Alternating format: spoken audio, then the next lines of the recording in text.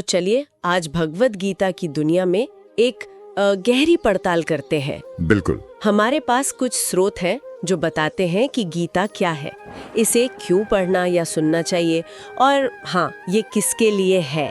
ये सिर्फ एक धार्मिक ग्रंथ नहीं लगता, बल्कि जैसे जीवन, कर्तव्य और हमारे उद्देश्य को समझने का एक नक्शा हो।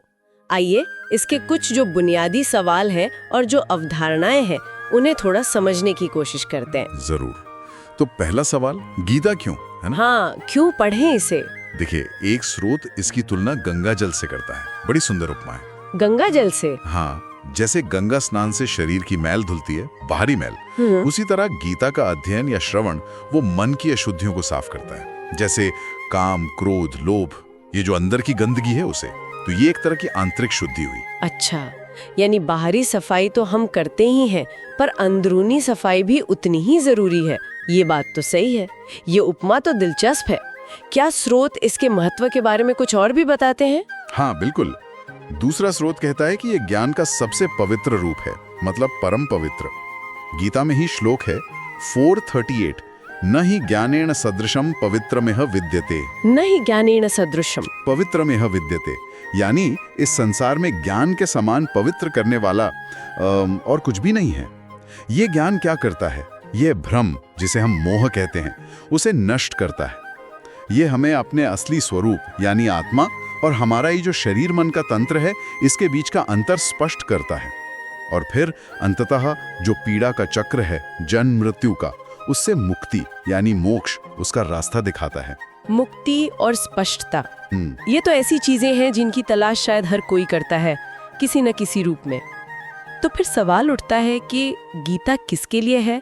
क्या ये सिर्फ कुछ खास लोगों जैसे साधु संत, उन्हीं के लिए है? नहीं, स्रोत इस बारे में बहुत साफ है।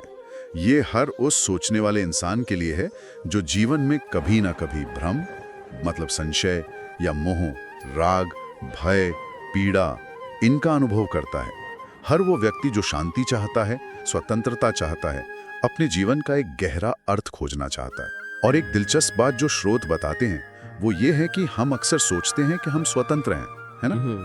पर असल में हम बंधे हुए हैं। बंधे हुए हैं, ये सुनने में थोड़ा अजीब लगता है। हम तो आजाद महसूस करते हैं, स्रोत किस तरह के बंधनों की बात करते हैं? हाँ, ये विरोधाभासी लगता है, पर स्रोत इन्हें बंधन कहते हैं।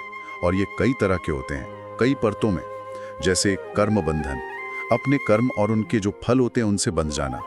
अच्छा किया तो सुख, बुरा किया तो दुख, उसी में फंसे रहना। अच्छा। फिर है भावनात्मक बंधन, किसी से बहुत ज्यादा लगाव, उम्मीदें, निर्भरता, ये भी बांधते हैं। हाँ, ये तो अनुभव होता है। फिर मानसिक बंधन है, हमारे जो गहरे विश्वास बन जाते हैं, हमारे पूर्वाग्रह, हमारा अज्ञान, जिसे शास्त्रों में अविद्या कहा गया है। और शायद सबसे गहरा है अहंकार का बंधन। अहंकार? हाँ, हमारी झूठी पहचान, ये मानना कि मैं ये शरीर हूँ, मैं ये नाम हूँ, मैं ये पद हूँ, ये जो मैंपन है।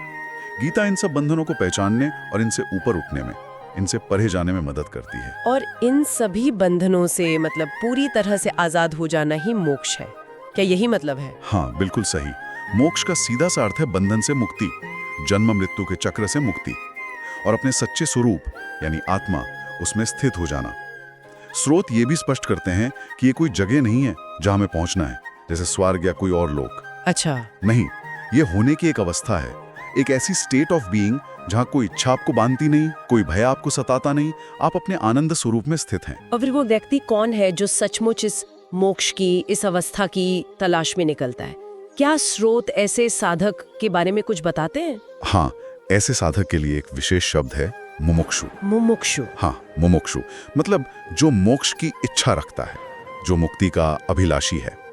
स्रोत बताते हैं कि एक सच्चे मुमुक्षु में कुछ खास गुण, कुछ क्वालिफिकेशंस होनी चाहिए। जैसे? सत्य को जानने की तीव्र प्यास, एक गहरी लगन, वैराग्य मतलब जो चीजें बदलती रहती हैं, जो क्षणिक सुख हैं, उनसे अनासक्ति, विवेक यानी क्या सत्य है, क्या असत्य, क्या नित्य है, क्या अनित्य, इसमें भेद करने की क्षमता, और श्रद्धा, शास्त्र और गुरु के वचनों में एक गहरा विश्वास। ये गुण जरूरी है मतलब? हाँ, इन गुणों के बिना गीता का जो गहरा ज्ञान है वो शायद सिर्फ बौद्धिक स्तर पर रह जाए, अनुभव में ना उतरे। आपने अहंकार के बंधन का जिक्र किया था, ये मैंपन की झूठी धारणा, ये इतनी गहरी होती है, गीता इससे कैसे निपटती है, इसे कैसे तोड़ती है? अहंकार, ये जो मैंपन है, अहम भाव कि मैं ये शरीर हूँ, ये मन हूँ, ये बुद्धि हूँ, यही वो पर्दा है, वो वेल है जो हमें अपने असली अनंत स्वरूप से ढके रखता है। गीता इस पर्दे को धीरे धीरे हटाती है, परत दर परत। ये हमें एहसास दिलाती है कि तुम वास्तव में कर्ता नहीं हो, कर्म हो रहे हैं प्रकृति के गुणों से, तुम उसके साक्षी हो। अच्छा, तुम केवल भोक्ता भी नहीं हो, सुख दुख आते जाते रहते हैं, तुम उनसे भी अलग हो। तुम ये नाशवान शरीर तो बिल्कुल नहीं हो, तुम इन सब से परे वो शाश्वत, नित्य, शुद्ध, बुद्ध, मुक्त साक्षी आत्मा हो। ये बोध जगाती है गीता। ये तो बहुत गहरा है। इस गहरी समझ तक पहुंचने के लिए क्या गीता कोई एक निश्चित रास्ता बताती है या कई रास्ते हैं? हाँ, गीता मुख्य रूप से 4 जुड़े हुए मार्ग बताती है, जिन्हें योग कहा गया है। योग मतलब जुड़ना, अपने वास्तविक स्वरूप से जुड़ना। ये अलग अलग स्वभाव के लोगों के लिए है। जैसे कर्मयोग है, फल की आसक्ति के बिना निष्काम भाव से अपना कर्तव्य करना। कर्म योग। फिर एक ज्ञान योग, ज्ञान और आत्मविश्लेषण के द्वारा सत्य को जानना, विवेक जगाना। तीसरा है भक्ति योग, ईश्वर के प्रति अनन्य प्रेम, श्रद्धा और समर्पण का मार्ग। और चौथा है ध्यान योग, जिसे राजयोग भी कहते हैं। ध्यान के माध्यम से मन को एकाग्र करके, वृत्तियों को शांत करके आत्मनियंत्रण पाना और समाधि तक पहुंचना। स्रोत कहते हैं कि ये मार्ग अलग अलग दिखते हुए भी अंततः एक ही लक्ष्य तक ले जाते हैं, वो है आत्म साक्षात्कार। और इस पूरी आध्यात्मिक यात्रा में ये जो हमारा मानव जीवन है, इसे इतना महत्वपूर्ण क्यों माना गया है? क्या दूसरे जीव ये नहीं कर सकते? ये बहुत अच्छा सवाल है।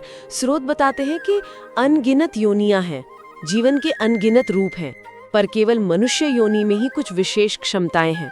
जैसे सही और गलत में भेद करने की क्षमता, जिसे विवेक कहते हैं, केवल अपनी सहज प्रवृत्तियों, अपनी इंस्टिंक्ट से ऊपर उठकर चुनाव करने की स्वतंत्रता। अच्छा, यानी चुनाव करने की स्वतंत्रता। हाँ, और अपने कर्मों के बंधन को समझकर उनसे मुक्त होने का प्रयास करने की क्षमता, और सबसे बढ़कर मोक्ष प्राप्त करने की क्षमता, ये सिर्फ मनुष्य के पास है। इसीलिए इस मनुष्य जन्म को अत्यंत दुर्लभ और बहुत मूल्यवान माना गया है। इसे यूं ही नहीं गंवाना चाहिए, बल्कि आत्मज्ञान के लिए इसका उपयोग करना चाहिए। समझ गए। अगर हम सिर्फ गीता की संरचना को देखें किताब के तौर पर, तो वो कैसी है? कितने अध्याय हैं, श्लोक हैं? हाँ, गीता महाभारत का ही एक हिस्सा है, भीष्म पर्व में आती है ये। इसमें 18 अध्याय हैं और कुल मिलाकर 700 श्लोक हैं। 18 अध्याय, 700 श्लोक। हाँ, और इसे समझने की सुविधा के लिए मोटे तौर पर 3 हिस्सों में बांटा जा सकता है। 6-6 अध्यायों के 3 खंड।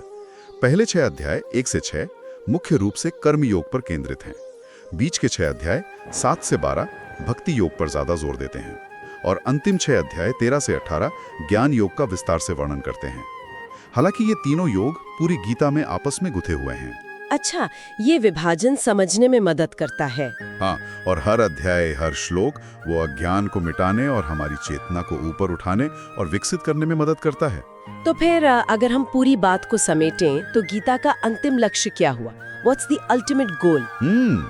संक्षेप में कहें तो बंधन से मुक्ति और आत्म साक्षात्कार। ये समझना, और सिर्फ समझना नहीं बल्कि अनुभव करना कि हम वास्तव में कौन हैं। शरीर, मन, बुद्धि, अहंकार, इन सबसे परे वो शाश्वत सच्चिदानंद आत्मा, यही गीता का परम लक्ष्य है। तो हमने देखा कि गीता सिर्फ एक मतलब कोई पुराना ग्रंथ नहीं है, बल्कि जीवन को गहराई से समझने और जीने की एक टाइमलेस गाइड है। ये आज भी हर उस व्यक्ति के लिए उतनी ही प्रासंगिक हो सकती है जो अपने भीतर झांकने को और जीवन के जो बड़े सवाल हैं उनके जवाब खोजने को तैयार है। बिल्कुल सही कहा। और शायद सबसे गहरा विचार जिस पर हम सबको मनन करना चाहिए, वो स्रोत के अंत में मिलता है।